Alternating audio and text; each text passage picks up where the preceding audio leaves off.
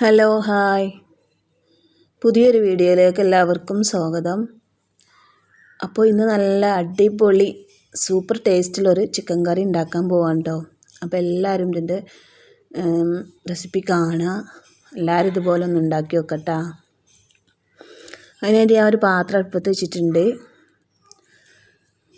ഒന്ന് ചൂടായി വരുമ്പോൾ എന്ത് ചെയ്യുക, കുറച്ച് വെളിച്ചെണ്ണ ഒഴിച്ച് കൊടുക്കാം കേട്ടോ.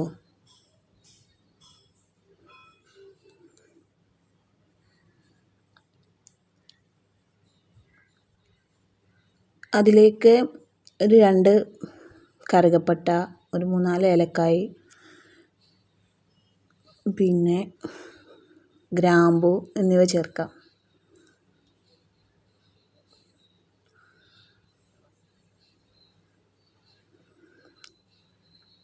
അതൊന്ന് മിക്സ് ചെയ്ത് കൊടുക്കുക വെളിച്ചെണ്ണയിൽ കേട്ടോ.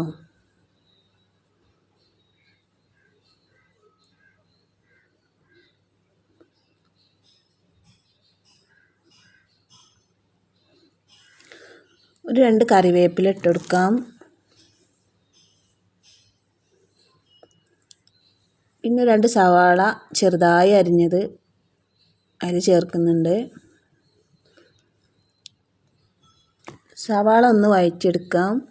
അപ്പോൾ അത് പെട്ടെന്നൊന്ന് സവാള ഒന്ന് വഴറ്റിയെടുക്കുന്നതിനായിട്ട് ഞാൻ ലേശം ഉപ്പ് ചേർക്കുന്നുണ്ട് കേട്ടോ.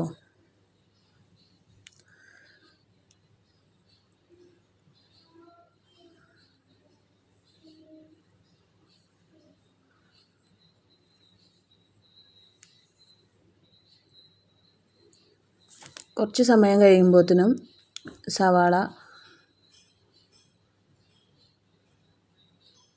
ചെറുതായിട്ടൊരു ബ്രൗൺ കളറൊക്കെ ആയിട്ട് വരും കേട്ടോ. അപ്പോൾ അതിന് ശേഷം ഞാൻ പിന്നെ ഇവിടെ ചെയ്യാൻ പോകുന്നത് തക്കാളി ഇട്ട് കൊടുക്കാൻ പോവാണ് കേട്ടോ. ഒരു 3 തക്കാളി ഇടുന്നുണ്ട് ഞാൻ. വലിയ തക്കാളി ആണെങ്കിൽ 2 ചേർത്താൽ മതി. ഞാനിപ്പോൾ ഇവിടെ ഒരു ചെറിയ 3 തക്കാളിയാണ് ഇട്ടിട്ടുള്ളത്.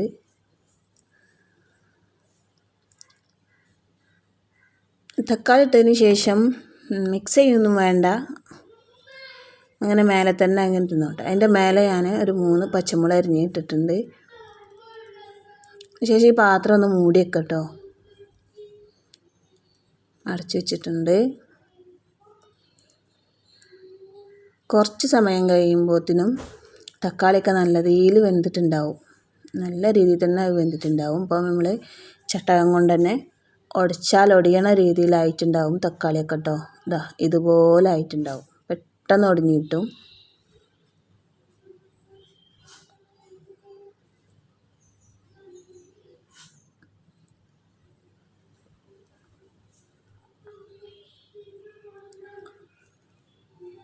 ഇപ്പം നല്ല രീതിയിൽ തന്നെ ഉടഞ്ഞിട്ടിട്ടുണ്ട് കേട്ടോ.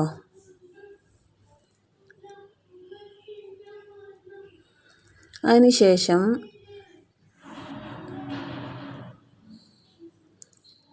ഇനി അതിലേക്ക് ഞാൻ കഴുകി വൃത്തിയാക്കി വെച്ചിട്ടുള്ള ചിക്കനാണ് ഇട്ട് കൊടുക്കാൻ പോകുന്നത് കേട്ടോ.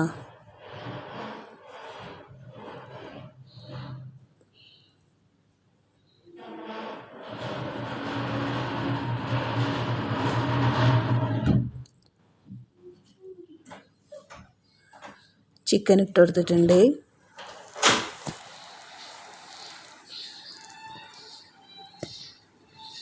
ഇനി അതിലേക്ക് ആവശ്യമായിട്ട് ഇഞ്ചി വെളുത്തുള്ളി പേസ്റ്റ് ചേർക്കുന്നുണ്ട് കേട്ടോ.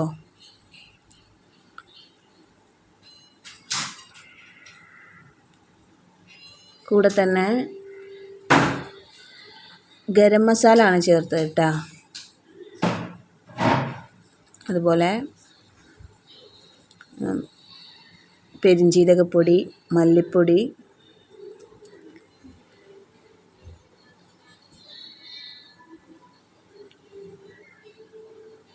ഉലുവ ചേർക്കുന്നുണ്ട്.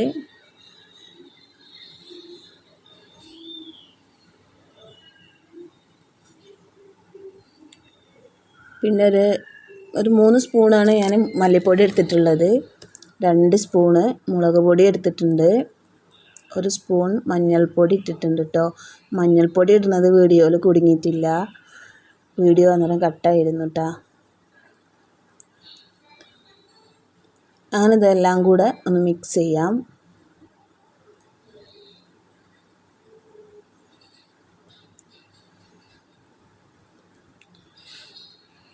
ഇനി ഇതിലേക്ക് കുറച്ച് വെള്ളം ചേർത്ത് കൊടുക്കാം കേട്ടോ.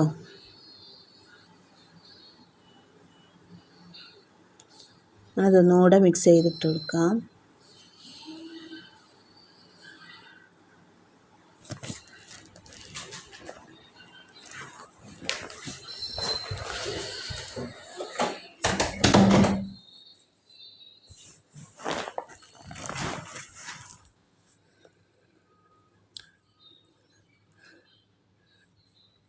മസാലകളൊക്കെ നിങ്ങൾക്ക് ആവശ്യത്തിനനുസരിച്ച് നിങ്ങൾക്ക് ചേർക്കാവുന്നതാണ്. ഞാൻ എൻ്റെ ആവശ്യത്തിനനുസരിച്ചാണ് ഞാൻ ചേർത്തിട്ടുള്ളത് കേട്ടോ. അതിന് ശേഷം പാകത്തിന് ഉപ്പിട്ട് കൊടുക്കാം.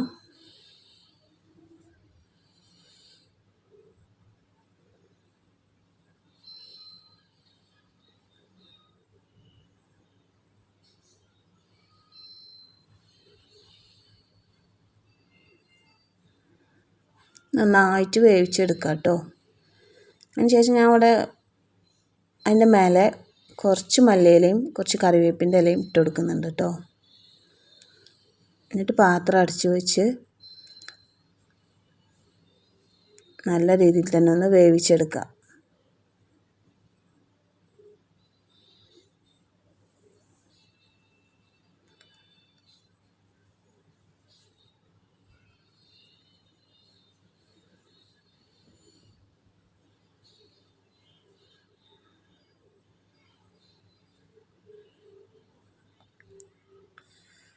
കറി നന്നായി തിളയ്ക്കുന്നുണ്ട് കേട്ടോ.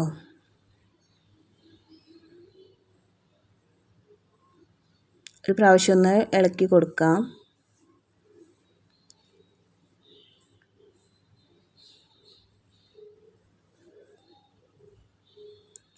കറി നന്നായി വെന്ത് കഴിയുമ്പോൾ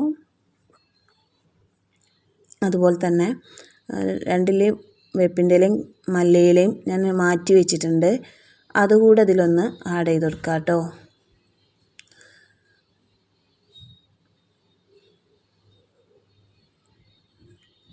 സൂപ്പർ ടേസ്റ്റിൽ ഇത് നല്ല അടിപൊളി രുചിയാണ്. എല്ലാവരും ഒന്ന് ട്രൈ ചെയ്ത് നോക്കാം കേട്ടോ.